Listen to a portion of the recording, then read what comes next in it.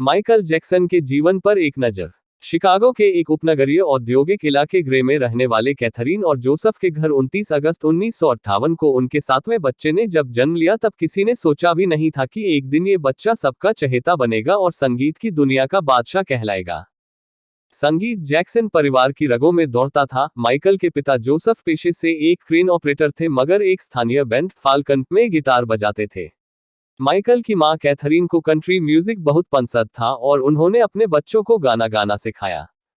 5 साल का होते होते माइकल ने स्टेज पर अपनी गायकी की प्रतिभा दिखाना शुरू कर दिया। पिता के निर्देशन में अपने 4 बड़े भाइयों के साथ उन्होंने एक से एक नंबर प्रस्तुत कर संगीत की दुनिया में पदार्पण कर लिया था। मोटाउन रिकॉर्ड ने माइकल को महज 5 साल की उम्र में ही साइन कर लिया था, जिस वजह से जैक्सन परिवार ने कैलिफोर्निया के लॉस एंजल्स शहर में अपना नया आशियाना बनाया। अपने शानदार डांस, गायकी की बदौलत और अलग ही अंदाज ने माइकल को तुरंत ही सफलता दिला दी। उनका पहला single I want you back नवंबर 1969 में रिलीज हुआ और जबरदस्त सफलता हासिल की।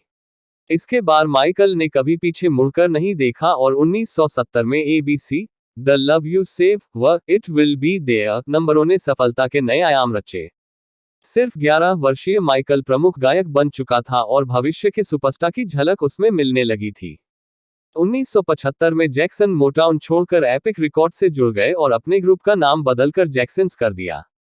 एंजॉय योरसेल्फ और शेक योर बॉडी जैसे पॉप नंबरों ने रिकॉर्ड तोड़ सफलता हासिल की। 1979 में माइकल ने एपिक रिकॉर्ड के साथ अपना पहला solo album of the wall निकाला। इसका निर्माण क्विंसी जोन्स ने किया था। Don't stop till you get enough, rock with you जैसे नंबरों से सजे इस एल्बम की 7 मिलियन कॉपी बिकी थी। 1982 में माइकल ने अपना दूसरा सोलो एल्बम थ्रिलर पेश किया जिसके गानों ने माइकल को अविदित सुपरस्टार का दर्जा दे दिया। बिली जीन और बीट इट जैसे सुपरहिट नंबरों ने टॉप चार्ट पर अरसे तक राज किया और थ्रिलर अब तक के सबसे ज्यादा बिकने वाले एल्बमों में से एक है।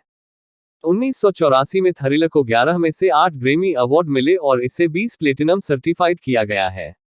इसी साल पेप्सी के एक विज्ञापन के दौरान हुई दुर्घटना में माइकल के सिर के बाल जल गए और उनकी खोपड़ी का कुछ भाग भी झुलस गया।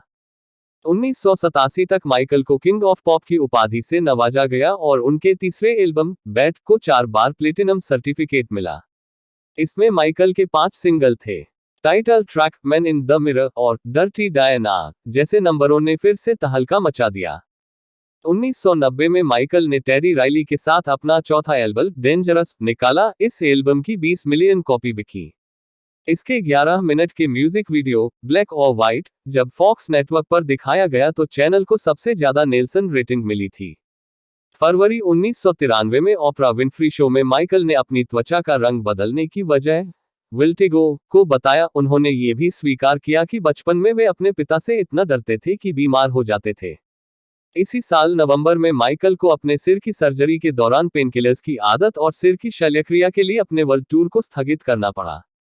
1994 से इस सितारे को मानो किसी की नजर लग गई और एक बच्चे के परिवार ने उन पर सेक्सुअल अब्यूज का आरोप लगाया, जिसके एवज में माइकल ने उक्त परिवार को $20 मिलियन की सेटलमेंट राशि दी। हालांकि उन पर कोई आपराधिक मामला दायर नहीं हुआ पर इस मामले ने उनकी छवि को गहरा धक्का पहुंचाया। 18 मई 1995 में किंग ऑफ पॉप ने रॉक के शहजादे एल्विस प्रेस्ली की बेटी लिसा प्रेस्ली से शादी कर ली। MTV वीडियो म्यूजिक अवार्ड्स में इस जोड़ी के ऑन स्टेज किस ने बहुत सुर्खियां बटोरी। हालांकि यह जोड़ी सिर्फ 2 साल तक ही साथ रह पाए और 18 जून 1996 में माइकल और लिसा ने तलाक ले लिया। नवंबर 15 को माइकल ने अपनी नस डेबी रो से विवाह किया, जिसने प्रिंस माइकल जैक्सन जूनियर 1997 तथा पेरिस माइकल कैथरीन 3 अप्रैल 1998 को जन्म दिया। 1999 में माइकल और डेबी का तलाक हो गया मगर बच्चे माइकल के पास रहे। 2001 में माइकल को rock and roll hall of fame में सोलो आर्टिस्ट का खिताब मिला मगर उनका एल्बम इनविंसिबल फ्लॉप साबित हुआ। 2002 में माइकल एक बार फिर आलोचना के घेरे में आ गए जब उन्होंने अपने दूसरे बेटे प्रिंस माइकल द्वितीय को बालकनी से बाहर लटका दिया। हालांकि एक पत्रिका में दिए इंटरव्यू में उन्होंने इसे भयानक गलती माना। फरवरी 2003 में एक बार फिर माइकल की छवि को गहरा धक्का लगा जब ब्रिटिश पत्रकार मार्टिन बशीर कृत documentary living with Michael Jackson का टीवी पर प्रसारण हुआ। माइकल ने इसे खारिज करते हुए बयान दिया कि इसमें सेक्सुअल कुछ भी नहीं है। नवंबर 2003 में माइकल पर चाइल्ड अब्यूज के गंभीर आरोप लगे और उन्हें 2 दिनों की हिरासत में रहना पड़ा।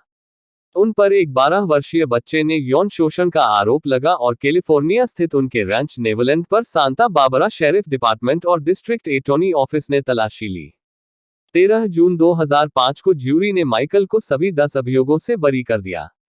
इस फैसले से माइकल को बड़ी राहत पहुंची। मार्च 2009 में माइकल ने घोषणा की कि वो कम से कम 10 बार लंदन के O2 एरिना में कॉन्सर्ट करेंगे और यह उनका आखिरी कॉन्सर्ट होगा। इसके पहले कि वो ये कॉन्सर्ट कर पाते, 25 जून 2009 को लॉस एंजल्स स्थित अपने घर में दिल का दौरा पड़ने से उनका निधन हो गया। माइकल जैक्सन आज हमारे बीच नहीं है, पर उनकी यादें उनके गीतों के माध्यम से हमेशा इस दुनिया में रहेंगी।